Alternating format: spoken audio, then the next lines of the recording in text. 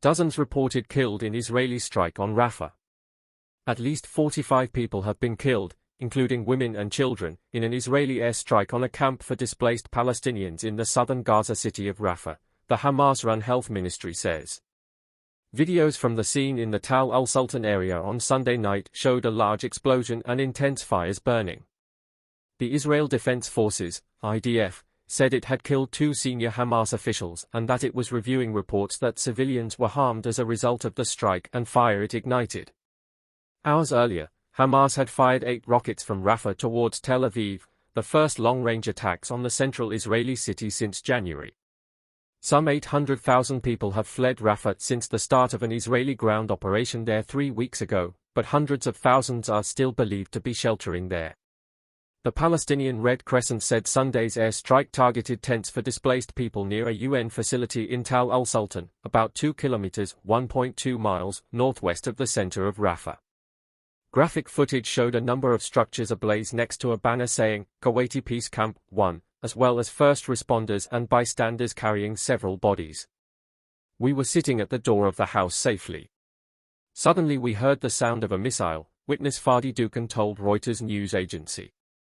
We ran and found the street covered in smoke, he said, adding that he and others saw a girl and a young man who had been killed by the blast.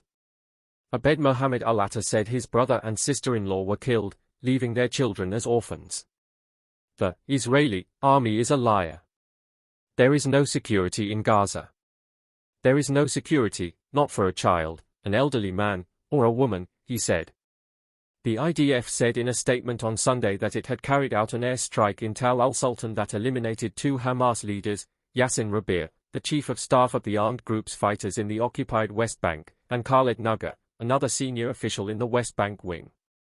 The IDF is aware of reports indicating that as a result of the strike and fire that was ignited, several civilians in the area were harmed. The incident is under review, the statement added. An initial statement insisted that the strike was carried out against legitimate targets under international law, using precise munitions and on the basis of precise intelligence that indicated Hamas' use of the area. Israeli government spokesman Avi Hyman told the BBC, it appears from initial reports that somehow a fire broke out, and that sadly took the lives of others. In a speech, the IDF's Advocate General, who is charged with making sure the military acts in accordance with the law, described the incident in Rafah as very difficult and said it regrets any harm to uninvolved civilians during the war. The Hamas-run health ministry said on Monday afternoon that at least 45 people, including 23 women, children, and elderly, had been killed in the strike on the camp. A senior official in Gaza's Hamas-run civil defense agency, Mohammed al-Mughey, meanwhile told AFP that the agency's rescue workers had seen charred bodies and dismembered limbs, as well as cases of amputations, wounded children, women, and the elderly. Médecins Sans Frontières said overnight that 15 bodies and dozens of casualties had been brought to a trauma stabilization point which the charity supports. We are horrified by this deadly event, which shows once again that nowhere is safe. We continue to call for an immediate and sustained ceasefire in Gaza, MSF added. The UN Agency for Palestinian Refugees, UNRWA, the largest humanitarian organization in Gaza, described the reports as horrifying and said it was not able to establish full communication with its team on the ground in Rafah. Gaza is hell on earth. Images from last night are yet another testament to that, said a post on X, formerly Twitter. The head of the Hamas-run government media office, Ismail al-Thawabta, said the camp was away from recent military action and in a designated, safe zone, to which the IDF had told civilians in eastern Rafah to flee. French President Emmanuel Macron said he was outraged by what had happened. These operations must stop. There are no safe areas in Rafah for Palestinian civilians, he posted on X. I call for full respect for international law and an immediate ceasefire. Qatar meanwhile warned that the strike could complicate its mediation efforts to reach a ceasefire and hostage release deal. Earlier on Sunday, air raid sirens sounded around Tel Aviv as central Israel came under attack by Hamas rockets, fired from close to Rafah. The 8 rockets were mostly intercepted by air defense systems or fell in fields. A house was damaged north of Tel Aviv. The barrage highlighted the threat Hamas still poses to people across Israel, although there were no reports of injuries.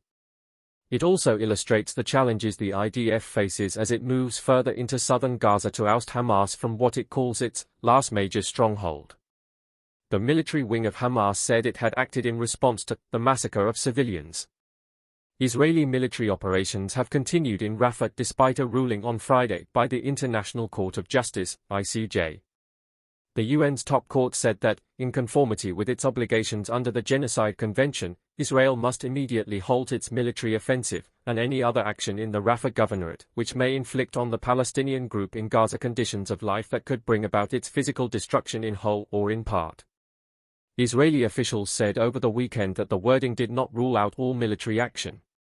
Israel has not and will not carry out military operations in the Rafah area that create living conditions that could cause the destruction of the Palestinian civilian population, in whole or in part, National Security Advisor Tsachi Hanegbi said in a statement. About 1.5 million people had been taking refuge in Rafah before the 6th of May, when Israel began what it called targeted ground operations in eastern areas of the city to destroy the last remaining Hamas battalions and rescue hostages it believes are being held there. The UN estimates that more than 800,000 people have fled in response to orders from the IDF to evacuate to an expanded humanitarian area, stretching from Al-Mawasi, just northwest of Rafah, to the southern city of Khan Yunis and the central town of Deir al-Bala. Israel launched a military campaign in Gaza to destroy Hamas in response to the group's cross-border attack on southern Israel on the 7th of October, during which about 1,200 people were killed and 252 others were taken hostage. At least 36,050 people have been killed in Gaza since then, according to the Hamas-run health ministry.